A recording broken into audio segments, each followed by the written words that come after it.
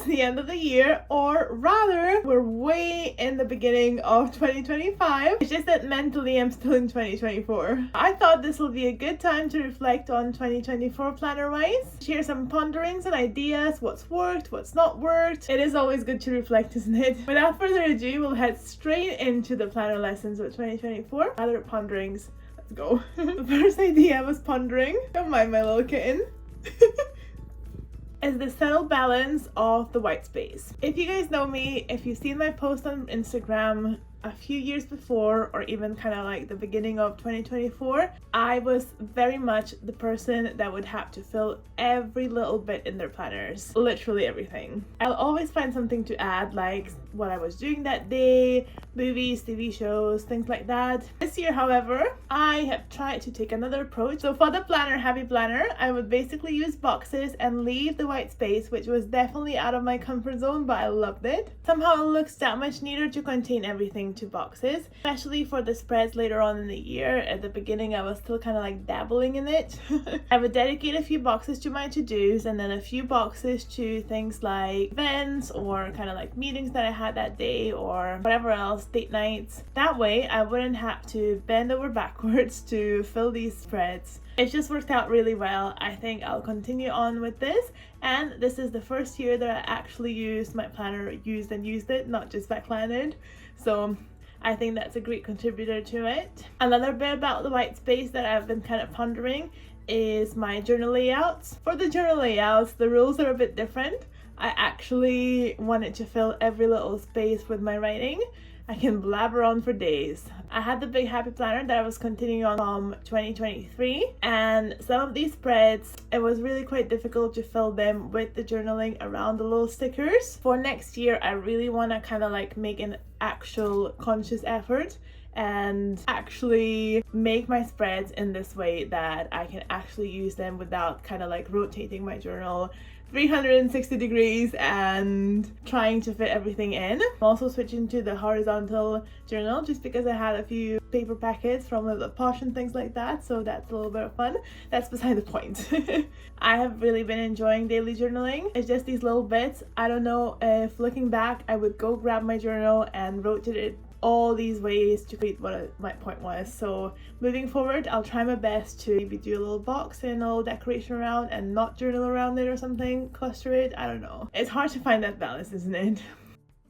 This year was the full first year that I actually was really keeping up with all my projects and journals, and I introduced a good few more. And I think the key to this is having everything prepared in advance. And that way I would have all my spreads ready to go for the next month, and I would just be looking forward to filling these in with the little dates and all these good bits. Now, if you're not on Instagram and you're not actively sharing them, it's fine. But this way I could actually keep up with my Instagram. But I have to admit, initially I just wanted to do that for the simplicity of taking photos, but it actually worked out so well for me to actually use my spreads. It's kind of like upfronting the first few spreads, and then afterwards, as the month would go on, I would just kind of like go into it and really make all my next month's spreads without any pressure or anything. I feel like before as well, I would fall into the trap of not having a spread, so not being able to use the journal, and then it would just kind of like spiral out of control. So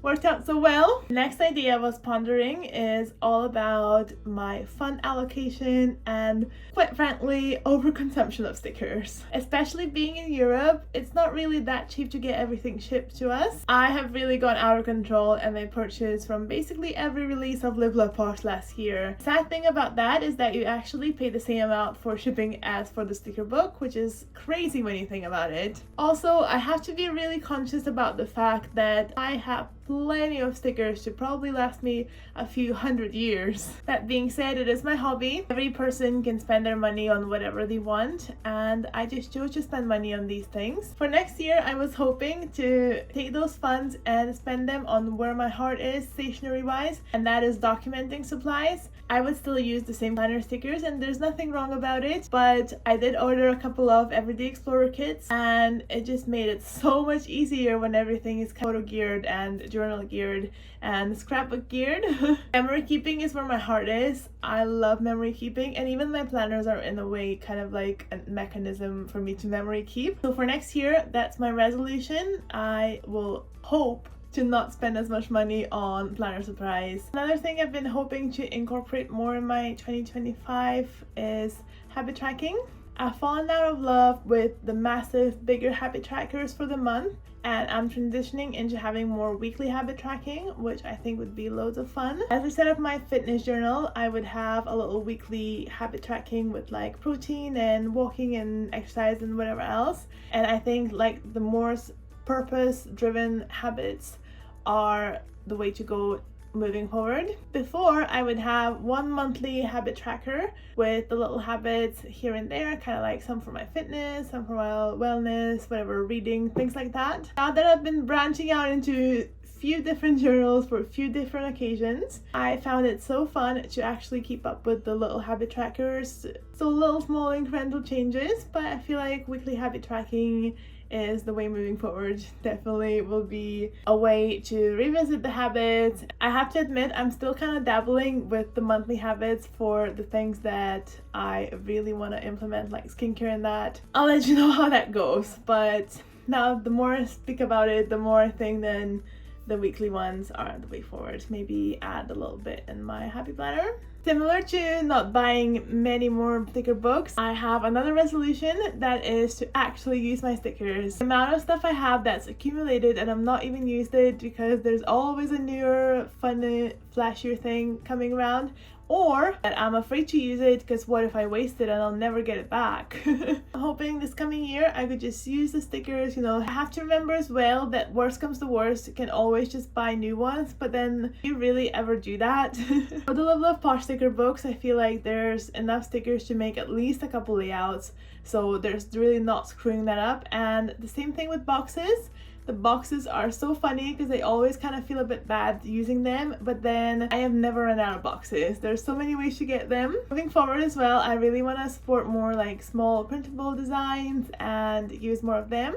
I have been on Darby sticker team this year for the second part of the year, kind of similar to last year, and it's been so fun to print the stickers. I have really enjoyed my time there, and you always have enough because there's so many new releases coming through. I thought for next year, hopefully, I could just purchase printables if I'm purchasing anything at all sticker wise, and I can print however many I want. Lastly, I had a few ponderings about the lineup itself. Way back when, I would just buy a new happy planner, I would assign its purpose, and this year I've tried to combine purposes into one planner. Like for my gratitude, I would no longer have one notebook that had never worked. I would just put little gratitude boxes into my regular planner, and that's the way I could keep up with that. I also had a social media kind of to-do list dashboard planner. I combined that one into my regular planner as well. I've also had a workout tracker for the majority of the year, and kind of like fitness bits into my main catch-all happy planner as well, which really helped to keep up with that. I am branching out and making new journals now though. I have bought quite a few little notebooks and I couldn't wait to use them, but I set them up the way I wanted them to be, and it's been working so well for me. I kept up with my financial planner, my 1 day planner, although it's only been a few weeks but still, and my fitness planner. All these little notebooks that worked out so well for me so far. So I guess what I meant with this is just that customizing your planner to work for you, maybe downsizing on some notebooks you no longer need or you didn't like or not use, and making new notebooks that you see the purpose in. That would be a great way moving forward, and looking forward to see what 2025 brings. What is something you've been pondering about your planners, what's worked and what's not worked? Please let me know in the comment section down below. If you enjoyed this video, you might also want to check this one out. That's my last year's ponderings. I've not even watched it, it's a bit funny. Thank you so much for watching, and I shall see you in my next craft session.